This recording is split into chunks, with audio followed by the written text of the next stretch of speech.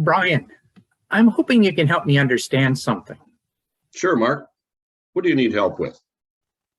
Well, in all the years I spent at IBM and serving churches in southwestern Ontario, I've been to a lot of meetings, but I've never heard of a consent docket before. What is a consent docket? Is it a short dock, a docket that you pull up to in your boat to get consent to proceed boating further up the lake? Very funny.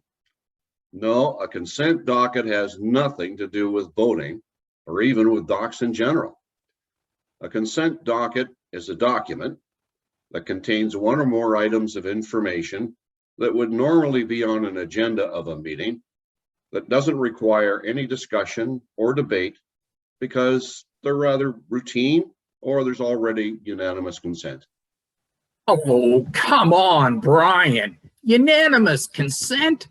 This is the church. Since when would there ever be unanimous consent about anything? Well, Mark, we'd all agree that the church is located on the corner of Church and Main Streets. And I'm sure we'd agree that sometimes your sense of humor is questionable. Hey. So moving on, why would we want to use a consent docket? Well, using the consent docket means that we spend less time on routine items and free up time for more substantial discussion on more important items of business. Oh, so you mean our routine 5-hour meeting could be pared down to only an hour and a half? Right. So what do you put into a consent docket? Well, things like approval of the minutes of the previous meeting, routine items like the appointment of someone to a committee, reports that are provided for information only, and correspondence that requires no action. Those would all be types of things that would properly belong in a consent docket. Oh, so things like committee reports that don't require a lot of discussion. Exactly. Okay, so what about motions from committees? Okay, so if it was something routine, like approval to renew a subscription, it could be included in the consent docket as long as there was a mover and seconder listed. If it required discussion from the Leadership Council, the motion should not appear in the consent docket, but it should be raised at the appropriate time in the meeting. Oh, I think I'm getting this. So you call a meeting, and when we arrive, you hand us a consent docket 40 pages long and ask us all to trust you and approve it, just like some government omnibus bill. No, wrong. Prior to the meeting, the agenda and the consent docket would be sent to those who would attend the meeting, and they would be responsible to read the consent docket prior to the meeting.